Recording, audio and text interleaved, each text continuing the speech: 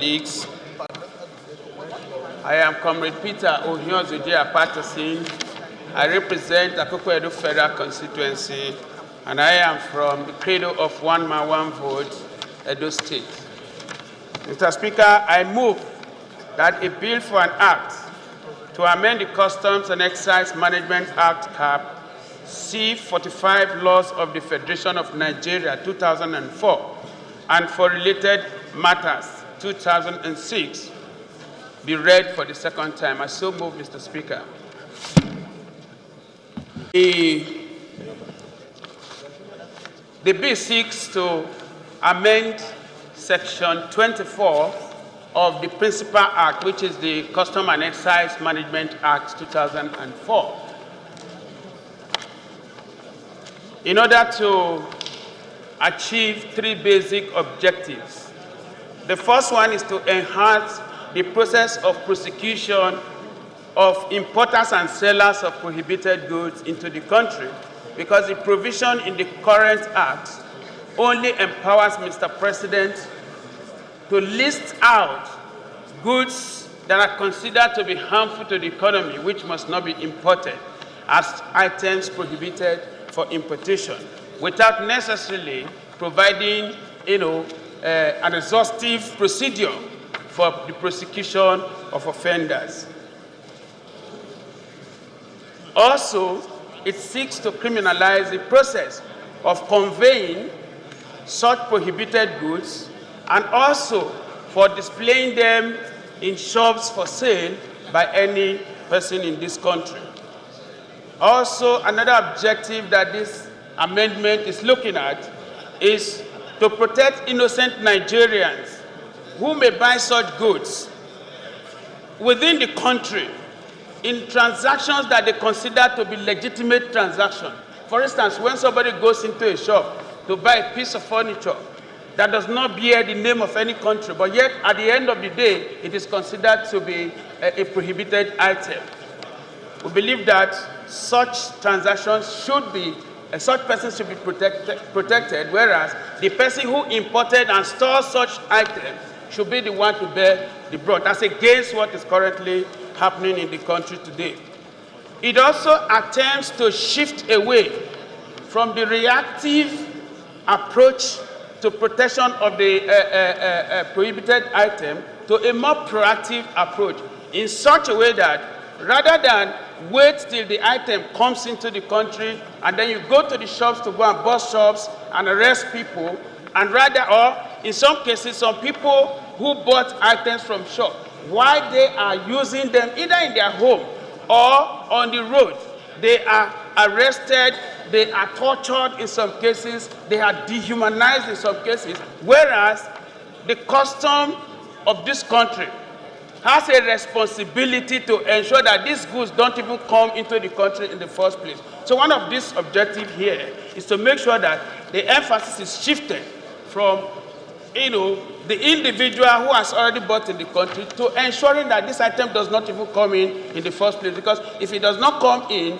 then you will not even in the first place have the opportunity of buying such items. Those are the three basic objectives that it seeks to achieve.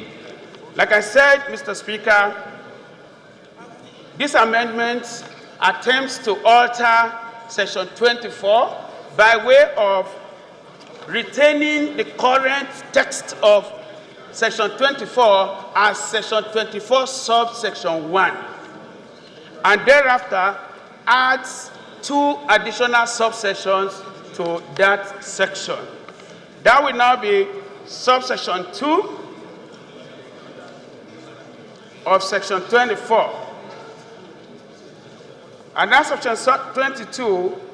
subsection 2 is the prevention of the transportation of prohibited goods into the country. Like I said at the beginning, yes, Section 24 empowers Mr. President to prohibit items, but it does not also make it criminal for anybody to convey such items in any form into the country. So that is what subsection 2 seeks to achieve in this amendment.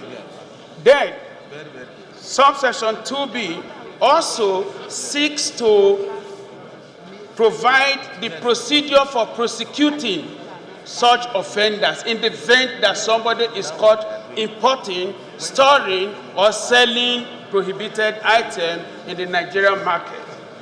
And finally, Section 24, subsection 3 is for the protection of those that may have unknowingly procured items from legitimate markets in a legitimate transaction, in a shop, an open shop, for instance.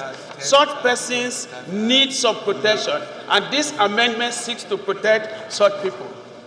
My colleagues, you will all recall that on several occasions, Nigerian people, the same people that we represent, they have complained about seizure and destruction of items that they bought in open markets. If an item is prohibited from sales in this country, the onus is on our agencies, security agencies, to ensure that those goods don't come into the country. But in the event that they open the borders, fail in their duty in protecting the border from the influx of goods that are considered to be harmful to our economy, then they should be prosecuted. The importers of such goods must be the people to be prosecuted, as against what currently happens, where innocent consumers are the target of either police or custom or the rest of them. So these are the basic, amendments that this might be seeks to achieve. I believe that if you support this amendment, it is going to protect Nigerian economy in so many ways, also protect Nigerians, and act as a major deterrent to those people who engage in illicit business transactions. So on the strength of that, my colleagues and Mr. Speaker, I urge you to support the passage of this amendment, or the second reading of this amendment. I so urge, Mr. Speaker. I put the question. The question is that the bill be now read the second time. Those in Honorable members, a bill for an act to amend the Customs and Excise Management Act, Cap C 45 laws of the Federation of Nigeria, 2004, and for other related matters. Second reading.